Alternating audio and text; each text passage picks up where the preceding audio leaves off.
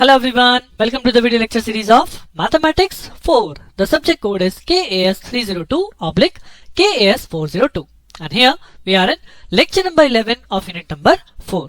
So in the previous lecture हम लोग बात कर रहे थे नॉर्मल डिस्ट्रीब्यूशन के बारे में, जहां हमने देखा है नॉर्मल डिस्ट्रीब्यूशन का प्रोबेबिलिटी डेंसिटी फंक्शन क्या है, what is the formula for fx, right, and what is the standard curve, and main important भी हम लोगों ने पढ़ा था, that is mean and variance derivation in case of normal distribution. Now इस lecture में अब नॉर्मल डिस्ट्रीब्यूशन पे बेस किस टाइप की प्रॉब्लम्स या क्वेश्चंस को कैसे सॉल्व करना है, किस तरह से हम प्रोबेबिलिटी कैलकुलेट करते हैं अंडर दिस नॉर्मल डिस्ट्रीब्यूशन, ये हम लोग समझने वाले हैं. तो चलिए अपना लेक्चर स्टार्ट करते हैं on practice problem on normal distribution. So straight forward problem से ही स्टार्ट कर रहा हूं because we have already done the previous lecture. मैं मान के चलता हूं कि वो लेक्चर आपको याद होगा या आपने उसके फॉर्मूले को नोट डाउन कर रखा होगा, what is the probability density function या कर्व क्या था वहां पे, राइट. अब ये आपके सामने प्रॉब्लम क्वेश्चन लिखा है और ये कहता है sample of 100 dry battery cells tested to find the length of life produce the following result. यानी एक सैंपल है जो कि 100 बैटरी सेल में जिसमें टेस्ट किए जाते हैं और उससे क्या रिजल्ट मिला, x bar is equal to 12 hour and sigma is equal to 3 hours. यानी जब 100 बैटरी सेल जो टेस्ट किए गए उनसे हमें मिला कि जो मीन वैल्यू है वो 12 आवर है, यानी उसकी लाइफ 12 आवर्स की है as a mean of these 100 cells, and standard deviation है हमारा 3 hours. Right now, assuming the data to be normally distributed, what percentage of battery cells are expected to have life more than 15 hours, less than 6 hours, या between 10 and 14 hours? तो यहाँ पे दिया क्या था, यहाँ पे आपके पास 100 सेल्स, तो 100 सेल में किसी का लाइफ 20 भी हो सकता है, तो किसी की लाइफ 0 भी हो सकती है, किसी की लाइफ 10 है तो किसी की लाइफ 15 भी हो सकती है. तो इस तरह के आपके 100 सेल्स हैं जिनका ऑन एन एवरेज मीन जो दिया गया दैट इज योर 12 आवर्स. अब मुझे कैलकुलेट करना है, अब इन 100 सेल में से वो परसेंटेज बतानी है जहां पे आपके जो सेल्स हैं वो 15 आवर्स से ज्यादा रखते हैं अपनी लाइफ, या ऐसे सेल्स जो 6 आवर्स से भी कम है अपनी लाइफ में, या ऐसे सेल्स जिनकी लाइफ 10 और 14 आवर्स के बीच में है. तो इस टाइप के क्वेश्चन को हम नॉर्मली डिस्ट्रीब्यूशन से सॉल्व करते हैं. वैसे भी आपको क्वेश्चन में स्ट्रेट फॉरवर्ड एक वर्ड लिखा हुआ आ जाएगा, नॉर्मली डिस्ट्रीब्यूटेड. तो यहां से आप इसे पहचान कर सकते हो कि यहाँ पे नॉर्मल डिस्ट्रीब्यूशन अप्लाई होना है, राइट. अब नॉर्मल डिस्ट्रीब्यूशन क्या कहता है, नॉर्मल डिस्ट्रीब्यूशन में हमने पढ़ा था कि we will let a function z is equal to x minus mu by sigma. तो यहाँ पे x क्या है, that is your given portion more than 15 hour, तो this 15 hour is your x. अगर मैं फर्स्ट केस की बात करूं तो मैं पहले z को कैलकुलेट कर रहा हूं, तो ये हो जाएगा 15. What is mu, mu is basically mean that is 12, and what is sigma, sigma is basically 3 is given in the question. तो ये यहाँ पे वैल्यू सॉल्व करके देगा 1, राइट. यानी कि मुझे प्रोबेबिलिटी किसकी चाहिए थी, मुझे प्रोबेबिलिटी चाहिए when x is greater than 15, right, more than 15 hour. But इसी चीज को हमने z में कन्वर्ट कर लिया, तो ये क्या हो गया, probability of z is greater than 1 because when x is 15 then z is 1. So अब मैं प्रोबेबिलिटी इस वैल्यू की कैलकुलेट करूंगा, probability z is greater than 1. और इस प्रोबेबिलिटी को कैलकुलेट कैसे करूंगा, स्ट्रेट फॉरवर्ड. अगर मैं नॉर्मल कर्व की तरफ आपको याद दिलाऊं, we have a normal curve like this, right. तो इस नॉर्मल कर्व में हमने पढ़ा था कि ये पोर्शन आपका सिमेट्रिक होता है and this area is of 0.5 and this second area is also have 0.5. तो अगर मुझे z इज ग्रेटर देन 1 चाहिए, यानी कि z यहाँ पे 0 से लेके इनफाइनाइट तक वेरी कर रहा है, तो z इज ग्रेटर देन 1 का मतलब क्या हुआ कि वो एरिया जो इस 1 से ज्यादा, यानी ये पूरा का पूरा एरिया एज अ आंसर हमें यहाँ पे चाहिए. अब लेकिन इसे कैसे कैलकुलेट करूं, सो आई नो कि ये जो हाफ एरिया है when z ranges from 0 to infinity, तो इस हाफ एरिया की वैल्यू होती है 0.5, राइट. सो अगर इस कंप्लीट एरिया में से मैं इस एरिया को माइनस कर दूं, कौन से एरिया को, 0 से 1 के बीच वाले, राइट. सो मुझे क्या मिल जाएगा, मुझे मिल जाएगा 1 से ग्रेटर वाला एरिया. यानी कि मैं इसे क्या लिख सकता हूं, this can written as 0.5 minus area between z is equal to 0 and z is equal to 1, right.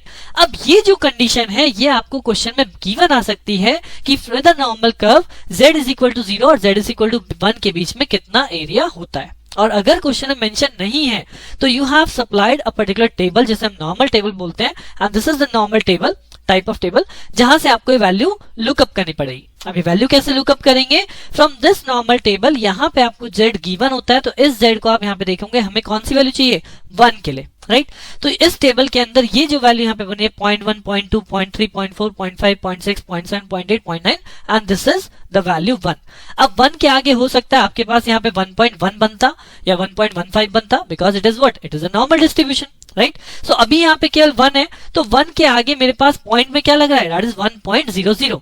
तो इसका मतलब मेरी वैल्यू कौन सी होगी, 0.3413 इज माय वैल्यू.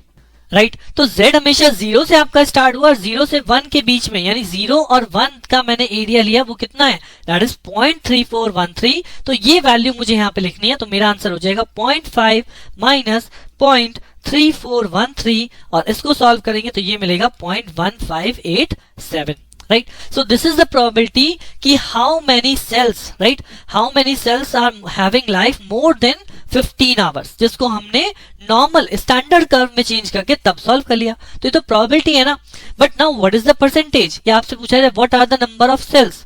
ये तो केवल एक प्रोबेबिलिटी है बट ऐसे कितने सेल्स होंगे, तो ऐसे सेल्स कितने होंगे, अगर मैं इसको 100 से मल्टीप्लाई कर दूं तो आई गॉट 15.87%. तो ये जो आपसे पूछा गया था यहाँ पे what percentage of battery cell या how many numbers of battery cell, तो जितने आपको बैटरी सेल दिए हैं उससे आप इस प्रोबेबिलिटी को मल्टीप्लाई कर दोगे तो दिस विल गिव्स यू 15.87%. क्योंकि यहाँ पे 100 है तो सेम वैल्यू आपको परसेंटेज भी दे रही है. बट अगर यहाँ 100 की जगह 1000 होता तो फिर मैं इसे 1000 से मल्टीप्लाई करता, I will get 158.7%. Right so according to the question कि आपको नंबर बताना है, परसेंटेज बतानी है, जो भी बताना है, लास्ट में आप प्रोबेबिलिटी से उस वैल्यू को मल्टीप्लाई कर देते हैं. राइट अभी और इसके पार्ट करते हैं, हमें और अच्छे से क्लियर हो जाएगा.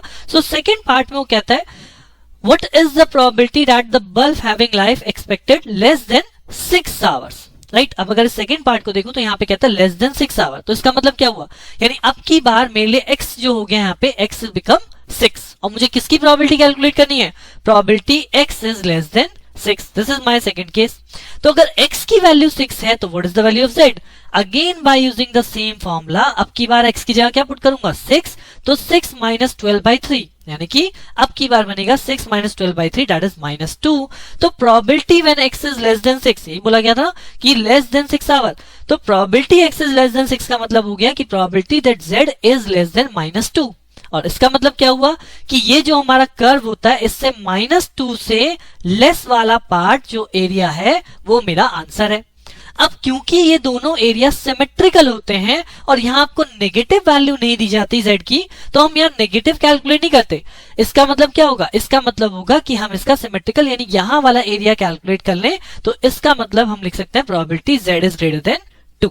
राइट और z इज ग्रेटर देन 2 को कैसे सॉल्व करूंगा, same thing, that is 0.5 minus area between z is equal to 0 and z is equal to 2. Right तो सिमेट्रिकल थिंग याद रखिएगा, -2 से ज्यादा होने वाला दैट मीन सेम 2 से ज्यादा होने वाला, क्योंकि both curve are symmetrical about this vertical axis about this origin. तो इसलिए यहाँ पे अगर आपको -2 से ज्यादा वाली कंडीशन निकाले तो that is same, that is greater then 2. और ग्रेटर देन 2 0.5 टोटल एरिया होता है. इस 0.5 में से अगर मैं इस एरिया को माइनस कर दूं तो I will get this 2 greater area. So that means 0.5 minus area between z is equal to 0 and z is equal to 2. अब सेम केस है, क्वेश्चन में अगर हमें नहीं दिया है तो we require this normal table और फिर से इस नॉर्मल टेबल में ढूंढिए कि 0 और 2. अब की बार z की वैल्यू क्या चाहिए 2, तो अब की बार z की वैल्यू ये रही आपकी 2 और इसके सामने 2.0 पे वैल्यू है 0.4772. तो इस टाइम ये हो जाएगा 0.5 माइनस 0.4772 और इसे हम सॉल्व करेंगे. So we will get 0.0228 that means in percentage 2.28% अगर आप इसे 100 से मल्टीप्लाई करते हैं. Right so this is the second part कि 2.28 सेल परसेंटेज सेल ऐसे हैं जिनकी बैटरी लाइफ एक तरह से 6 आवर से भी कम है. Right and what is the third case, third case हमें क्वेश्चन में कहता है बिटवीन 10 एंड 14 आवर्स. यानी कि अब क्या है, अब यहाँ पे अपने आप में x की 2 वैल्यू दी गई है, यानी मुझे प्रोबेबिलिटी कैलकुलेट करनी है when x ranges greater than 10 and less than 14. इसका मतलब ये तो x की कंडीशन होगी, तो z कैसे निकालें, z का वही same formula z is equal to x minus mu by sigma. तो फर्स्ट टाइम जब x मेरा 10 है तो उस केस में 10 माइनस 12/3 यानी 10 माइनस 12/3 आएगा माइनस ऑफ 2/3 यानी माइनस ऑफ 0.67 और x इज इक्वल टू 14 जब आप इसी फॉर्मूले पुट करोगे तो 14 minus 12/3 that become 2/3 that is 0.67. Right so that means x is greater than 10 less than 14 की जो प्रोबेबिलिटी है in terms of z that become greater than 0.67 and less than 0.67. अब इस प्रोबेबिलिटी को where z is greater than -0.67 and less than +0.67 कैसे calculate करें? सो फिर से वही एक रफ स्केच कीजिए अपने कर्व का, कि कर्व क्या होता है, स्टैंडर्ड कर्व इस तरह से होता है, कहीं पे यहाँ पे -0.67 होगा और कहीं पे यहाँ पे +0.67 होगी z की वैल्यू, बिकॉज z एक्सेस 0 से लेकर इंफिनिटी तक वैरी करती है। तो अब वो कहता है कि -0.67 और 0.67 के बीच का एरिया, यानी कि ये एरिया जो है ये मेरा आंसर है। तो इसका मतलब क्या हुआ कि 0 से और 0.67 के बीच के एरिया और 0 से -0.67 का एरिया, इन दोनों को क्या करना है, ऐड करना है। बट बेसिकली नेगेटिव पार्ट तो मेरा होता ही नहीं, वो तो मैं कहाँ मानता हूँ, ओवरलैप ही तो मानता हूँ। तो अगर मैं 0 से 0.67 के बीच का ही एरिया कैलकुलेट करूं और इसी एरिया को क्या कर दूं, इसी एरिया को कर दूं 2 into, तो दैट मीन्स मेरा टोटल एरिया हो जाएगा। सो इस टाइप के फॉर्मूले को आप लिख सकते हो 2 into the area between, right, किसके इसके बीच में, z is equal to 0 and z is equal to 0.67। अब 0.67 कैसे टेबल से देखा जाएगा? सो 0.6 आई रिक्वायर्ड 0.67, तो यहाँ पे 0.0 है, यहाँ पे 0.1 हो गया, 0.2 हो गया, 0.3 हो गया, 0.4 हो गया, 0.5 हो गया, 0.6, तो this is the 0.6 value, right. अब इसके आगे क्या चाहिए, 7, तो 7 कहां से आएगा, दिस इज 0.00, 0.01, 0.02, 0.03, 0.04, 0.05, 0.06, 0.07। तो 0.6 में अगर 0.07 को ऐड करूंगा तो अल्टीमेटली क्या बनेगा, 0.67। तो 0.6 आपको रो वाइज देखना है और 0.7 आपको कॉलम वाइज लाना है, ये दोनों जहां पे क्रॉस कर रहे हैं over this point, so this is your answer, that is 0.67, right.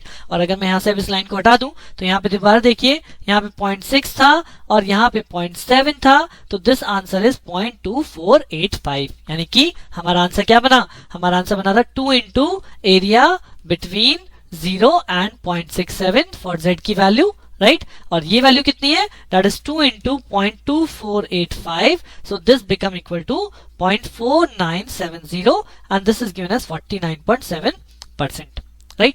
So इस टाइप के क्वेश्चन, ये भी आ चुका है आपके लास्ट टाइम पेपर में, बट इस टाइप के क्वेश्चन आपके नॉर्मल डिस्ट्रीब्यूशन पे बनते हैं। नॉर्मली आपको क्वेश्चन में मेंशन दी जा सकती है वैल्यू, और या फिर आपको ये टेबल आपको अपने एग्जाम ड्यूरेशन में प्रोवाइड हो जाएगी, राइट। सो अनदर क्वेश्चन देखते हैं, सो दैट हमारी अंडरस्टैंडिंग और अच्छी बने।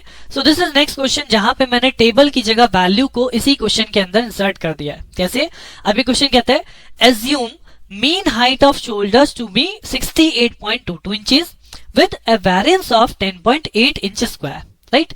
How many soldiers in a regiment of 1000 would you expect to be over 6 feet tall? यानी कि हमें बताना है ऐसे कितने नंबर ऑफ सोल्जर हैं जो कि 6 फीट से ज्यादा आ रहे हैं, राइट। तो 6 फीट का मतलब क्या हो गया, हमें ये वैल्यू तो इंचीज में दी गई है, राइट। तो 6 फीट का मतलब हो जाएगा 6 multiply by 12, that is 72 inches, यानी ये है मेरे लिए क्वेश्चन में x।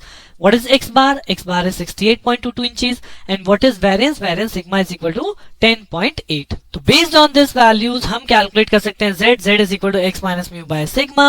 So x की वैल्यू हो गई 72 minus 68.22 divided by, now this is what? This is variance, right? तो यहाँ पे variance given है, variance होता है sigma square में, यहाँ पे sigma लिखा, this is sigma square because this is variance. तो यहाँ पे आपको under root of 10.8 लिखना पड़ेगा for sigma, और जब इसे solve करेंगे you will get the value of z is equal to 1.15, right? So हमें कैलकुलेट करना है how many soldiers in a regiment of 1000 would you expect to be over 6 feet tall. तो यानी probability when the x is greater than 72, 6 feet का मतलब 72 inches. तो जब x 72 है तो उसमें z क्या हो गया, 1.15, तो यानी we want to calculate the probability when the z is greater than 1.15। यानी अगर मैं फिर से एक कर्व का ही एग्जांपल लूं, यहाँ पे आपको कर्व एक रफ स्केच में लाना होता है सो दैट हम इजीली आंसर तक पहुंच जाएं। अब यहाँ पे z 1.15 अगर यहाँ पे है तो ग्रेटर देन 1.15 का मतलब ये एरिया हमें चाहिए, और ये एरिया कैसे आएगा, फिर से अगर मैं 0.5 यानी कि इस कंप्लीट हाफ एरिया में से इस पार्ट को माइनस कर दूं तो I will get that value. तो इसको मैं क्या लिखूंगा, 0.5 minus area between z is equal to 0 and z is equal to 1.15, and this time given that the area under the standard normal curve between z is equal to 0 and z is equal to 0.35 इतना है, between z is equal to 0 and z is equal to 1.5 इतना है। अब आपको question में confuse करने के लिए दो वैल्यू दी गई है, बट एक्चुअली मुझे किसकी रिक्वायरमेंट है, मुझे रिक्वायरमेंट है 0 एंड 1.15 की। So what is my answer, 0.3746 जो मुझे यहाँ पे वैल्यू दी गई है, तो यहाँ पे मेरा आंसर हो जाएगा 0.5 minus 0.3746 and that will gives me the result 0.1254, right so ये तो प्रोबेबिलिटी आ गई ना। हाउ मेनी सोल्जर्स, तो सोल्जर्स के लिए यानी नंबर ऑफ सोल्जर्स अगर आपको कैलकुलेट करने हैं तो नंबर ऑफ सोल्जर्स का मतलब हो जाएगा this probability multiplied by total number of soldier that is 1000। तो 1000 से अगर से मल्टीप्लाई करो तो 125.4, क्योंकि अब पर्सन है, सोल्जर क्या है, पर्सन है, वो पर्सन कभी पॉइंट में नहीं हो सकता, फ्लोटिंग पॉइंट नहीं हो सकता, so that is equal to 126 soldier approximately. तो your answer is 126, right. Let us discuss another problem. So another problem says the life of army shoes is normally distributed with mean, देखिए यहाँ word normally आ रहा है, right? तो this is a normal distribution. With mean is equal to 8 month and standard deviation is equal to 2 month. यानी sigma given है, sigma is equal to 2 and x bar is given that is 8. अब आगे क्या कहता है? If 5000 pairs are insured, how many pairs would be expected to need replacement after 12 months? यानी कि कितने ऐसे शूज पेयर होंगे जिनको हमें रिप्लेसमेंट करना पड़े, जबकि हमें क्वेश्चन में दिया क्या है, the average the mean of the army shoes are 8 month. तो अब हम पहले ये पता करें कि 12 मंथ से ज्यादा कितनों की लाइफ है। अगर मैं ये कैलकुलेट कर लूं कि what is the probability that the age of the shoes of greater than 12, यानी ऐसे कितने शू पेयर हैं जिनकी लाइफ हमारी 12 मंथ से ज्यादा है, तभी हम बता पाएंगे कि यानी ये तो बचेंगे, ये तो 12 मंथ से ज्यादा चलने वाले हैं, तो कितनों को हमें रिप्लेस करना पड़ेगा, 5000 में से उतने पेयर माइनस कर देंगे, उतना ही हमें रिप्लेसमेंट करना पड़ेगा। सो दैट मींस यहां मैं क्या कैलकुलेट करूं, प्रोबेबिलिटी कि how many shoes pair having a life greater than 12 month, यानी x इज ग्रेटर देन 12। तो अगर x की वैल्यू 12 है तो इसका मतलब क्या हो गया, probability z is greater then what, तो z कैसे कैलकुलेट करूंगा, x minus mu divide by sigma, x की वैल्यू 12, म्यू की वैल्यू 8, सिग्मा की वैल्यू 2, तो ये हो गया 2, यानी z इज ग्रेटर देन 2। और z इज ग्रेटर देन 2 का मतलब अगर हम फिर से एक नॉर्मल कर्व एज्यूम करते हैं तो z इज ग्रेटर देन 2, अगर 2 यहाँ पे है तो z इज ग्रेटर देन 2 का मतलब ये कर्व, और ये कर्व क्या हो जाएगा, अगर पूरे में से 0.5 में से मैं ये वैल्यू माइनस कर दूं, I will get the answer. So मैं यहाँ पे लिख सकता हूँ प्रोबेबिलिटी z ग्रेटर देन 2 का मतलब 0.5 माइनस एरिया बिटवीन 0 एंड 2। तो उसके लिए मुझे टेबल चाहिए, बट ऑलरेडी क्वेश्चन में गिवन है प्रोबेबिलिटी z ग्रेटर देन 2 के लिए क्या है, दैट इज 0.0228। तो ऑलरेडी आपको यहाँ आंसर तो गिवन है कि z इज ग्रेटर देन 2 की प्रोबेबिलिटी क्या है, 0.0228।